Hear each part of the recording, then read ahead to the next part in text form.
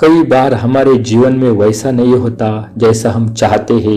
हमारी इच्छा के विरुद्ध चीजें हो जाती है, पर समय बीतने के साथ हमें यह एहसास होने लगता है कि जो बात हमें उस वक्त सही नहीं लग रही थी, उसी बात के लिए आज हम ईश्वर को धन्यवाद दे रहे होते हैं। तभी तो कहते हैं कि जो हुआ अच्छा ही हुआ, जो हो रहा है अच्छा ही हो रहा है, और जो होगा वो भी अच्छा ही होगा।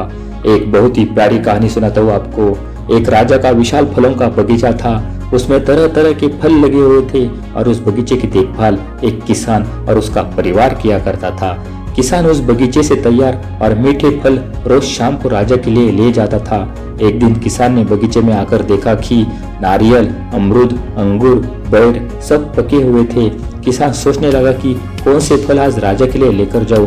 न जाने उसके मन में क्या आया कि उसने अंगूर की टोकरी भरी और राजा के लिए लेकर महल की ओर चल दिया गया। वो रास्ते भर सोचता जा रहा था, केवल अंगूर लिए 2-4 सेब, नारियल, अमरूद ही डाल लेता।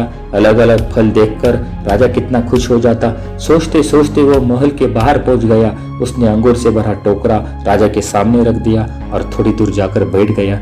राजा, जो कि दूसरे ख्यालों में खोया हुआ था, शायद किसी बात से परेशान या नाराज था, अपने ख्यालों में गुम राजा टोकरी से एक अंगूर निकालकर खाता है और एक खींचकर किसान के माथे पर निशाना लगाकर मारता है।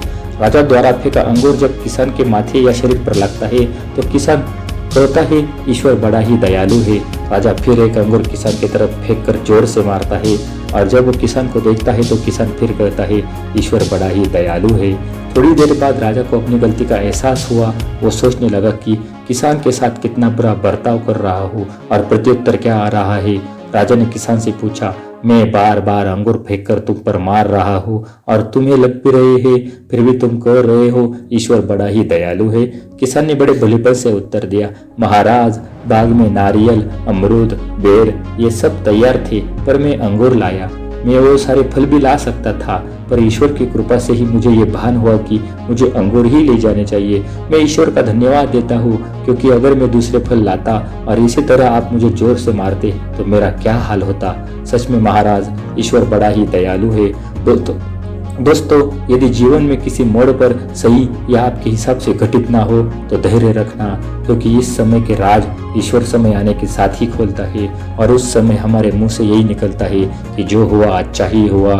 फिर मिलेंगे दोस्तों अगली वीडियो के साथ। तब तक के लिए अपना ख्याल रखना और हमेशा मुस्कुराते रखना।